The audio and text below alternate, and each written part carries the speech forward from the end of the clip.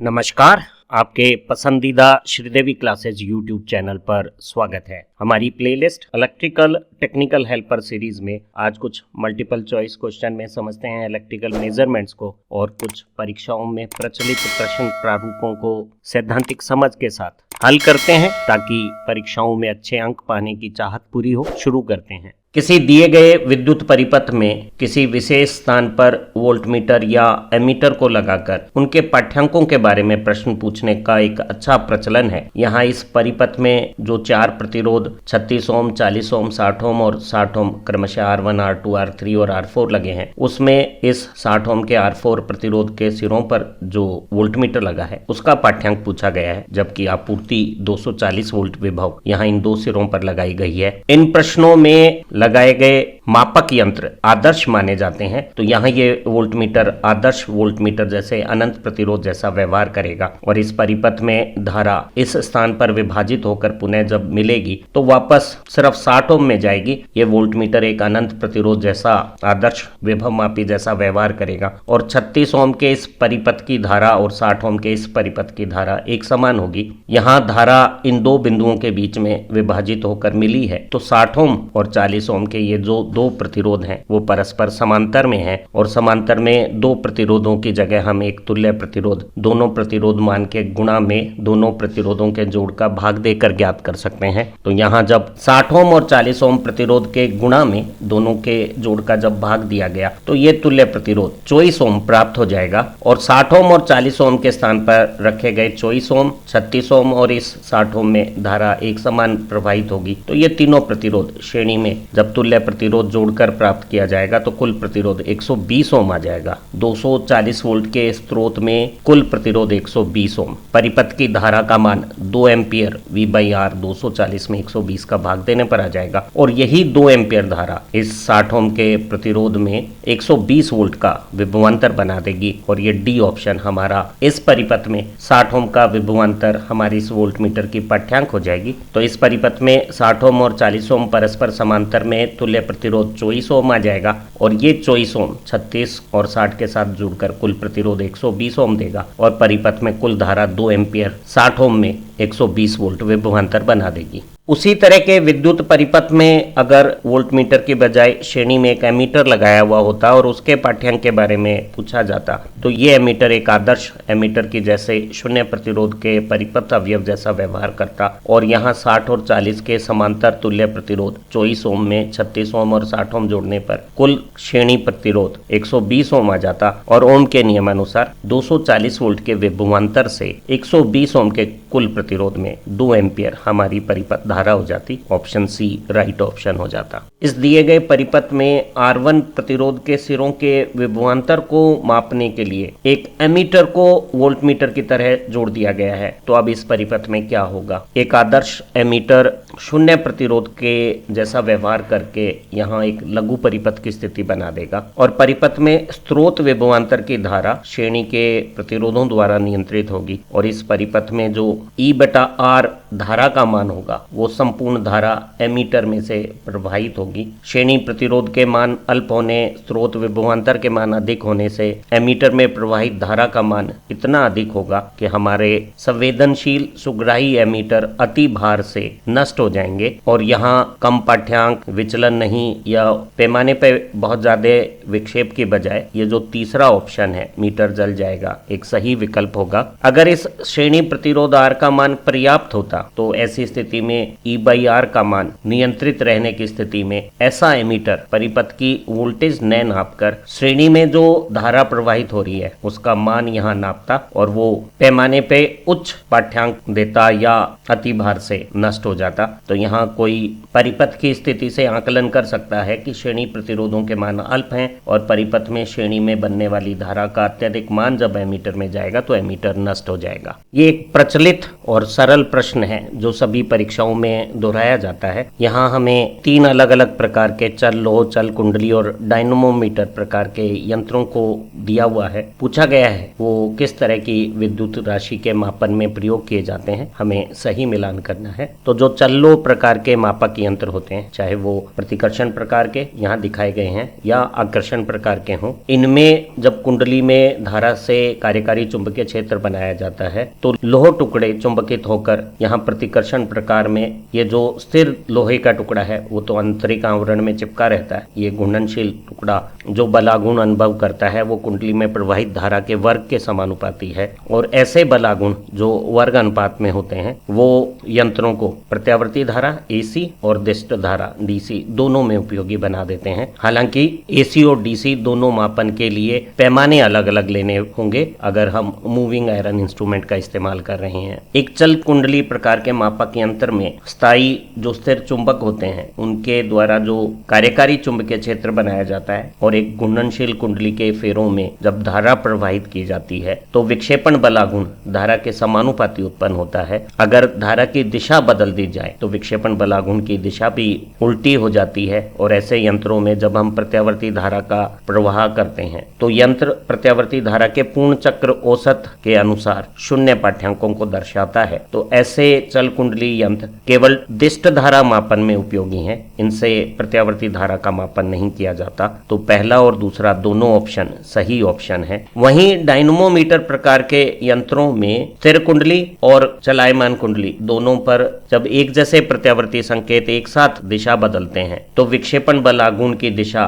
पूर्ववत बनी रहती है, क्योंकि विक्षेपण बलागुण स्थिर और चलायमान कुंडली दोनों की धाराओं के गुणनफल के समानुपाती है। अगर दोनों धाराएं प्रत्यावर्ती संकेत की स्थिति में एक साथ परिवर्तित होती हैं तो विक्षेपण बलागुण की दिशाएं नहीं बदलती हैं। तो इस प्रकार के डायनमोमीटर यंत्र AC और DC दोनों के मापन में इस्तेमाल किए जा सकते हैं। तो यहाँ A, B, C तीनों ऑप्शन सही है। मूविंग आयरन AC DC दोनों में इस्तेमाल हो सकते हैं, लेकिन दोनों के पैमाने अलग अलग होंगे। डायनमोमीटर टाइप इंस्ट्रूमेंट दोनों AC और DC में इस्तेमाल हो सकते हैं, और दोनों में एक ही पैमाने पे हम AC और DC रीडिंग्स ले सकते हैं। वहीं चल कुंडली यंत्र केवल DC मापन के लिए उपयोगी है, उनसे प्रत्यावर्ती संकेत का मापन नहीं किया जा सकता। तो यहाँ चौथा विकल्प सही विकल्प हो गया है। प्रश्न है, बैटरी की ध्रुवता जांचने के लिए हम किस प्रकार के मापक यंत्रों का इस्तेमाल कर सकते हैं। तो ऐसा मापक यंत्र जो बैटरी की ध्रुवता विपरीत करने पर विक्षेपण को भी उल्टा देवे, उसका इस्तेमाल हम बैटरी की ध्रुवता जांचने के लिए कर सकते हैं। अगर हम चल लोह प्रकार के एमीटर या चल लोह प्रकार के वोल्टमीटर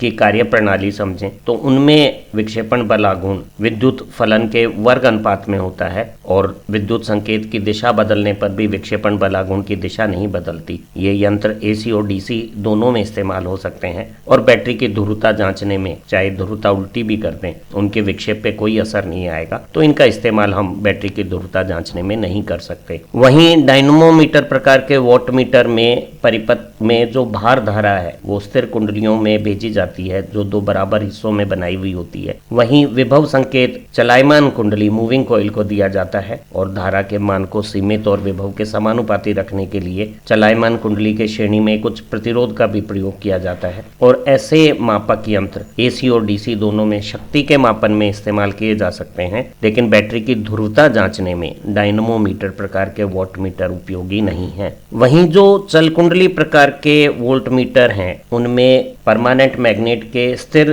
चुंबकीय क्षेत्र में जब एक ध्रुवता के साथ विद्युत विभवांतर लगाया जाता है तो कुंडली में एक खास दिशा के साथ धारा का प्रवाह एक खास दिशा में विक्षेप देता है। अगर हम लाल या पॉजिटिव टर्मिनल पे बैटरी की पॉजिटिव पोलैरिटी और काले या नेगेटिव टर्मिनल पे बैटरी की नेगेटिव पोलैरिटी जोड़ें तो विक्षेप धनात्मक दिशा में आएगा। अगर बैटरी की पोलैरिटी उल्टी जोड़ी गई है तो विक्षेप की दिशा उल्टी आएगी, और इस प्रकार हम बैटरी की ध्रुवता को एक चल कुंडली वोल्टमीटर से जांच सकते हैं। तो यहाँ B ऑप्शन सही ऑप्शन हो गया है। 1 ओम से 1 लाख ओम की बीच की परास के प्रतिरोधों को हम मध्यम प्रतिरोध कहते हैं। इन प्रतिरोधों के मापन के लिए कौन सी विधि सबसे अधिक उपयोगी है? इन 4 ऑप्शन में हमें सर्वश्रेष्ठ विकल्प छांटना है। तो पहला ऑप्शन, प्रतिस्थापन विधि में एक अज्ञात प्रतिरोध का मान ज्ञात करने के लिए इस तरह के परिपथ में एक ज्ञात मान का ऐसा प्रतिरोध संयोजित किया जाता है कि हम इस single pole double throw switch को जब अज्ञात प्रतिरोध के साथ जोड़ते हैं और ज्ञात प्रतिरोध के साथ जोड़ते हैं तो दोनों बार परिपथ में धारा समान विभव स्रोत और श्रेणी प्रतिरोध के साथ एक समान मान प्रदान करे तो वो ज्ञात प्रतिरोध जो अज्ञात प्रतिरोध के समान धारा व्यवहार दे रहा है वही इस अज्ञात प्रतिरोध का मान हो जाएगा। इस विधि की गुणवत्ता के लिए सतत रूप से परिवर्ती मानक ज्ञात प्रतिरोधों की उपलब्धता अनिवार्य है और अगर ज्ञात प्रतिरोध के मान उच्च शुद्धता के साथ और छोटी अल्पतमान के साथ सभी परास में उपलब्ध नहीं होंगे तो हम अज्ञात प्रतिरोध का मान ठीक से ज्ञात नहीं कर पाएंगे। तो ये विधि मध्यम दर्जे के प्रतिरोधों के मापन के लिए इस्तेमाल तो की जा सकती है लेकिन सर्वश्रेष्ठ विधि नहीं कही जा सकती। केल्विन डबल ब्रिज विधि 1 ओम से छोटे प्रतिरोध जो लो रेजिस्टेंस होते हैं उनके मापन के लिए सबसे बेहतरीन विधि है, जिसमें एक छोटे प्रतिरोध को 4 टर्मिनल के साथ बनाया जाता है और जब इस तरह का डबल ब्रिज अरेंजमेंट लिया जाता है और ये अनुपातिक रेजिस्टेंस कैपिटल P और Q का अनुपात दूसरी अनुपातिक भुजा के प्रतिरोध स्मॉल p और स्मॉल q के अनुपात के अनुसार होता है तो पाठ्यांकों में संपर्क के तारों और संपर्क स्थान के कॉन्टैक्ट रेजिस्टेंस के मानों का मापन में त्रुटियां उत्पन्न नहीं होती हैं। तो केल्विन डबल ब्रिज 1 ओम से कम मान के प्रतिरोधों के लिए सबसे बेहतरीन विधि है, जैसा कि इस पीली हाईलाइट में दिखाया हुआ है। चित्र में प्रदर्शित व्हीटस्टोन ब्रिज सेतु परिपथ विधि 1 ओम से 100 ओम के प्रतिरोध मापन के लिए एक सर्वश्रेष्ठ विधि है, जहां शून्य विक्षेप विधि पर संतुलन की स्थिति में जब इस धारामापी में शून्य विक्षेप आता है तो आमने सामने के प्रतिरोध P और R का गुणनफल Q और S के गुणनफल के बराबर होता है और ऐसी स्थिति में अगर हमें P, Q और S के मान ज्ञात हों तो अज्ञात प्रतिरोध R का मान आसानी से ज्ञात किया जा सकता है। और ये विधि बहुत शुद्ध और सुग्राही तरीके से किसी भी मध्यम परास के 1 ओम से 100 किलो ओम के बीच के प्रतिरोध के मापन में सबसे ज़्यादा अधिक उपयोगी है। हालांकि हम एक प्रतिरोध के मापन के लिए वोल्टमीटर और एमीटर विधि का भी इस्तेमाल किया जाता है और हम वोल्टमीटर को अज्ञात प्रतिरोध के छोटे शंट प्रारूप में या अज्ञात प्रतिरोध और एमीटर के साथ लॉन्ग शंट प्रारूप में लगा सकते हैं। लेकिन जब हम इस तरह का लॉन्ग शंट वोल्टमीटर एमीटर का संपर्क बनाते हैं तो वोल्टमीटर और एमीटर के पाठ्यांकों का अनुपात अज्ञात प्रतिरोध के साथ एमीटर के रेजिस्टेंस का जोड़ R और RA का जोड़ V/I होता है। वहीं यहाँ V/I इस अज्ञात प्रतिरोध के साथ वोल्टमीटर के प्रतिरोध का समांतर तुल्य प्रतिरोध होता है। दोनों स्थितियों में जब हम लॉन्ग शंट वोल्टमीटर कनेक्शन करते हैं तो वोल्टमीटर और एमीटर के पाठ्यांकों का अनुपात R से अधिक और शॉर्ट शंट कनेक्शन करते हैं तो R से कम प्राप्त होता है। मापन में कुछ त्रुटियां इसलिए आती हैं क्योंकि हमारे एमीटर और वोल्टमीटर जिनका हम प्रयोग कर रहे हैं वो आदर्श नहीं होते हैं। तो अधिक परिशुद्धता के साथ और सुग्राहिता के साथ अगर मध्यम दर्जे के प्रतिरोधों का मापन करना है तो सर्वश्रेष्ठ विधि व्हीटस्टोन ब्रिज सेतु परिपथ विधि हो सकती है। यहाँ एक श्रेणी प्रकार का ओम मीटर परिपथ दिखाया गया है जिसमें मापे जाने वाला अज्ञात प्रतिरोध मापन व्यवस्था के साथ इस परिपथ में श्रेणी में संयोजित होता है, इसलिए इस तरह के ओम मीटर को हम श्रेणी प्रकार के सीरीज प्रकार के ओम मीटर कहते हैं। प्रश्न है, इस ओम मीटर की कार्य प्रणाली में इस प्रतिरोध R2 का जो धारामापी के ठीक समांतर में लगा हुआ है उसका क्या उपयोग है? तो यहाँ अगर विकल्प देखें तो परिपथ में धारा को सीमित करने का कोई कार्य ये प्रतिरोध नहीं करता। ये जो R1 प्रतिरोध है वो अज्ञात प्रतिरोध को जब हम लघु परिपथ करते हैं तो स्रोत की धारा के मान को इतना सीमित करता है कि धारा विभाजन के बाद इस गैल्वेनोमीटर में लघु परिपथ शून्य अज्ञात प्रतिरोध की स्थिति में पूर्ण पैमाना विक्षेप स्थिति बना दें। तो ये जो सीरीज प्रकार के ओम मीटर होते हैं वो शून्य प्रतिरोध के मापन के दौरान लघु परिपथ की स्थिति में पूर्ण पैमाना विक्षेप देते हैं। तो पूर्ण पैमाना विक्षेप की स्थिति में मापे जाने वाला प्रतिरोध शून्य होता है। ये मीटर के द्वारा मापे जाने वाले प्रतिरोध के माप को बदलने का कोई काम नहीं करेगा। अब तीसरा विकल्प देखते हैं। संकेतक की शून्य स्थिति को सामंजस्य करने में एडजस्ट करने में ये एक सही विकल्प है, क्योंकि स्रोत के विद्युत वाहक बल में परिवर्तन हो सकते हैं। धारामापी के अंशांकन में भी पूर्ण पैमाने विक्षेप की धारा में कोई परिवर्तन समय की स्थितियों के साथ हो सकता है। तो ऐसी स्थिति में मापे जाने वाले प्रतिरोध के शून्य मान पर जब ए और बी के बीच में लघु परिपथ स्थितियां आती हैं, तो परिपथ में धारा यहाँ विभाजन के बाद धारा मापी में प्रवाहित होती है। और अगर लघु परिपथ स्थिति में पूर्ण पैमाना विक्षेप की स्थिति नहीं है, विक्षेप का मान कम है, तो हम इस R2 प्रतिरोध के मान को अधिक करके कुल धारा का विभाजित अंश अधिक मात्रा में धारा मापी में भेज के विक्षेप की मात्रा को बढ़ा सकते हैं। और अगर विक्षेप की मात्रा पूर्ण पैमाने से भी अतिरिक्त हो रही है, तो इस प्रतिरोध को घटाकर धारा का विभाजन इस तरह से किया जा सकता है कि हमें पूर्ण पैमाना विक्षेप की स्थिति आ जाए। तो बैटरी के विद्युत वाहक बल या धारा मापी के व्यवस्थाओं में समय के साथ होने वाले परिवर्तनों को एडजस्ट करने के लिए इस R2 को हम जीरो एडजस्टमेंट के लिए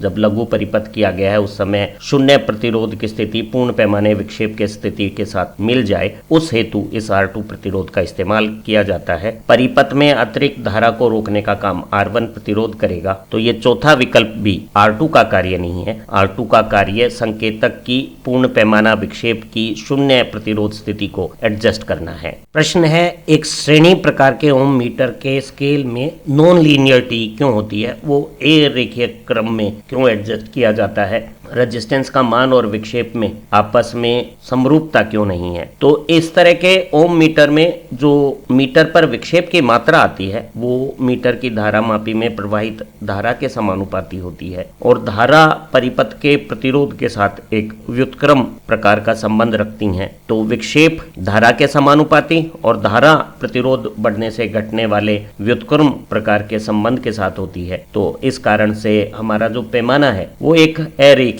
नॉन लीनियर प्रॉपर्टी रख लेता है। अगर यही एक सामान्य धारा या विभव मापन की स्थिति होती तो विक्षेप धारा या विभव के समानुपाती एक समरूप पैमाना बना देता। तो यहाँ ओम मीटर में विक्षेप जो धारा के समानुपाती आता है वो प्रतिरोध के साथ एक कोई व्युत्क्रम संबंध रखता है, इसलिए पैमाना अरेखीय रूप आता है। दूसरे सभी विकल्प वोल्टेज प्रतिरोध के समानुपाती है, विक्षेप का किसी वोल्टेज के साथ कोई सीधा संबंध नहीं है, प्रतिरोध धारा के वर्ग के व्युत्क्रमानुपाती है, कोई गलत संबंध है, वोल्टेज धारा के वर्ग के समानुपाती है, कोई गलत जानकारी है। तो बी विकल्प सही विकल्प हो गया है। यहाँ हमें 4 विकल्प में अलग अलग प्रकार के मीटर दिए हुए हैं। किस मापक यंत्र में आंतरिक रूप से कार्य प्रणाली हेतु कोई विभव स्रोत का उपयोग किया जाता है। तो एमीटर परिपथ में लगाने पर परिपथ से शक्ति लेकर जो धारा कुंडली में आती है उसके समान अनुपात में विक्षेप देता है, इसलिए इसमें किसी आंतरिक विभव स्रोत की आवश्यकता नहीं है। वहीं वाटमीटर और वोल्टमीटर भी परिपथ से